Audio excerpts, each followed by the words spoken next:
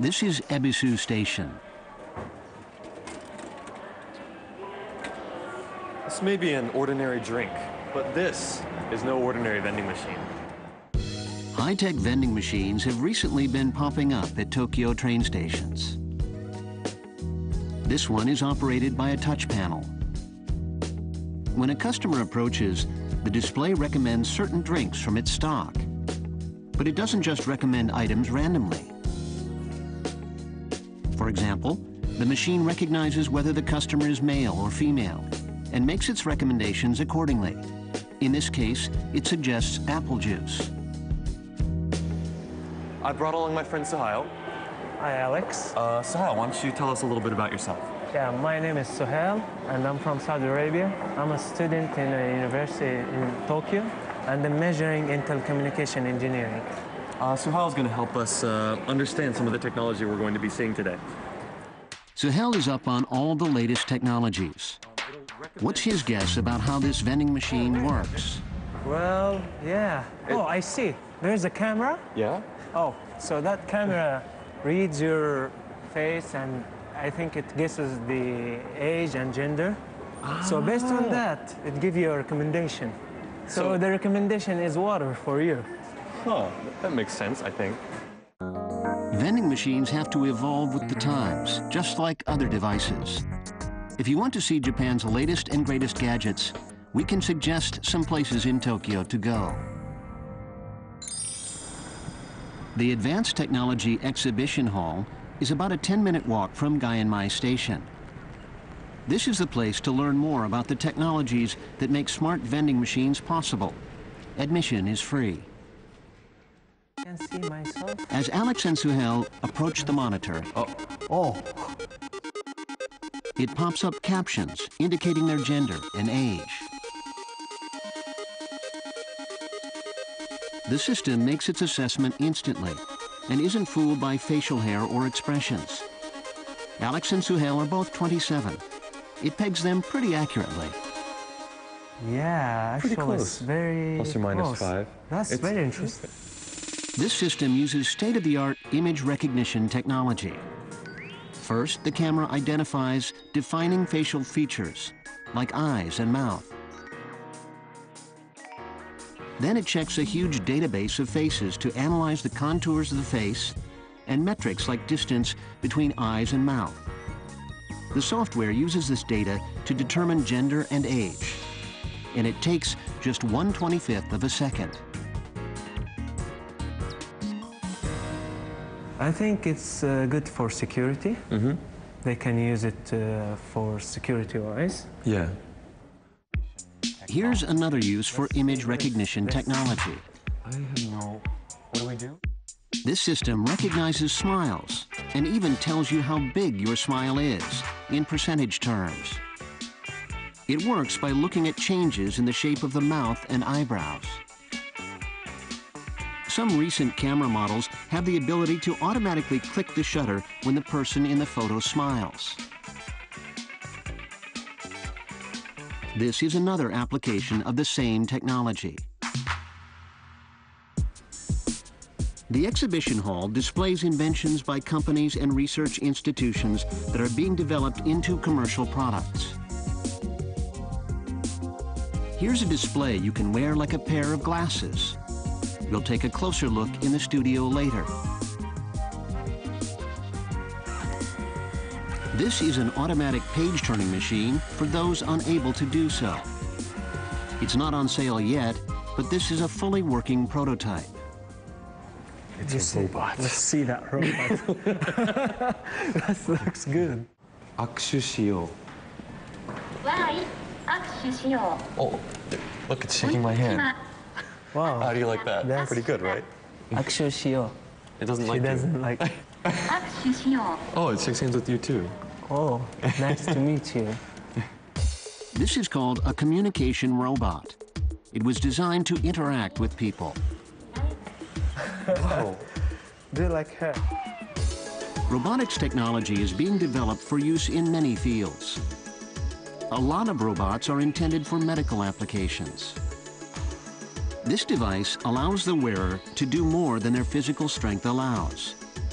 It could help those suffering from paralysis. Here is a capsule-shaped endoscopic robot that is used for imaging the digestive tract. The patient just swallows the capsule, which is then operated remotely using magnetism. This is what the endoscopic robot looks like inside the stomach. It can also investigate the intestines. There is no discomfort for the patient. So you know there's a field that a lot of Japanese companies these days are working really, really hard on. Cars or computers. Actually, disaster prevention. Since the big earthquake and tsunami, a lot has been done to develop disaster mitigation technologies. These are new technologies to provide electric power in emergencies. For example, this flashlight. Shake it for just 10 seconds, and it will give 3 minutes of light. Shaking it makes a magnet pass back and forth through a coil, generating electricity. You don't need a battery. You don't need to go like looking where were the batteries, it's so dark I can't find them, because if you just have this, you can just shake it up and it'll help you find everything. Another disaster readiness product, a battery. When water is injected, it undergoes a chemical reaction that generates electricity. The battery contains activated carbon impregnated with salts that dissolve in water, generating electricity. It works with other liquids besides water, even juice or saliva, a valuable feature in an emergency. Here's another novel way of making electricity. Power generating sources. It's getting more. Yes! Just stepping on these floor pads generates power. What if you had like your house, right? And in the floor, you like filled it with this kind of floor. So wherever you go in your house, whenever you walk around, you can generate electricity. This technology is being tested in train stations and other places that many people walk through. If commercialized, it may generate substantial amounts of electricity. We saw about 1 million different kinds of technologies. But coming in here, you see that there's so many ideas and like the spirit of invention, just so much inventiveness and like the spirit of just going through with it, even if you don't know if it's going to sell, even if you don't know if it's going to make a profit, just making it because you want to make it and want to see what it looks like, want to make it a reality. I love that kind of independent inventiveness and creativeness that I saw here in this exhibit. Now Alex and Suhail have come to Daiba. Here we are in Odaiba. Yeah. One high-tech attraction here highlights electric power technologies. This is the showroom of a major electronics and appliance manufacturer. All kinds of cutting-edge products are on display. Suhail is interested in this high-tech toilet seat. Hey, Alex.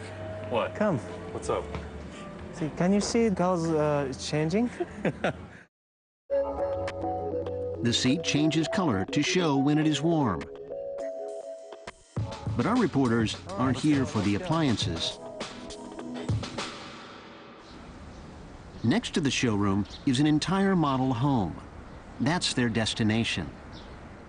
It's a pretty nice place, but actually there's a lot going on behind the scenes too. Wow, it's Hey a there. nice house. Good afternoon. Welcome to the Kawaii's house.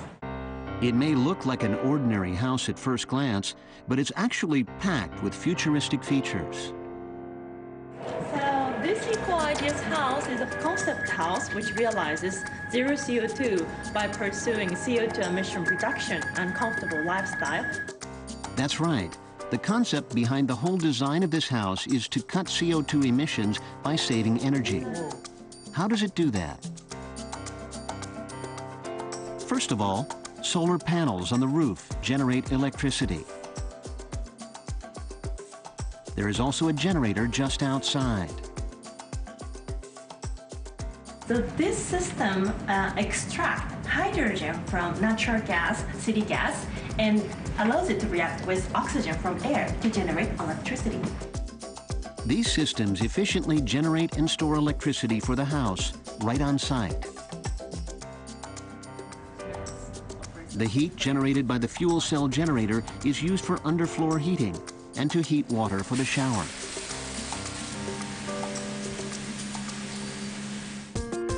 The ceiling is fitted with sensors. Please take a look at these lighting in the middle.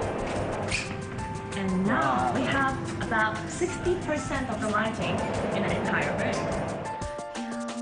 These sensors detect outside light levels and the presence of people in the room and automatically adjust the interior lighting. So sometimes if you sleep and you forget about turning off the light, it will turn on automatically. That's great. I think it's really really nice. As the tour continues, There is a car in the house. the house has an interior garage. This is where you can charge your electric car. Refueling with electricity generated by your own house makes an electric car much more practical. So like now this car is just charging. Like I can't believe like it's like a gas station, but it's like electric. So you can have the car inside the house, no like gasoline smell, you know, none of that dirtiness. I mean, it's like just another feature in like this whole, you know, ecological setup. Like that's so cool. This house is packed with many more features for saving water and electricity. There's no charge for tours, but you need to book in advance.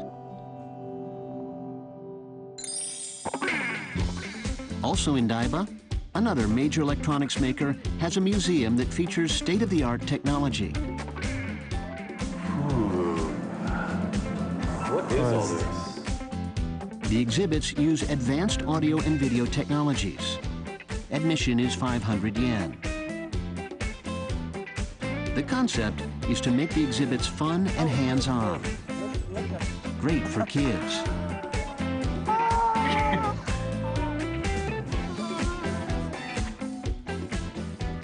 Our reporters really got into this one.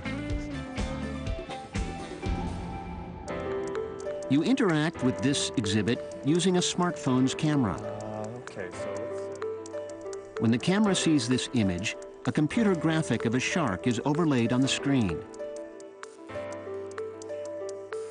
Shark. yeah, now we've got a shark on the screen, and it's even moving actually. This is pretty interesting. This technology, augmented reality, puts moving computer graphics on the screen in real time.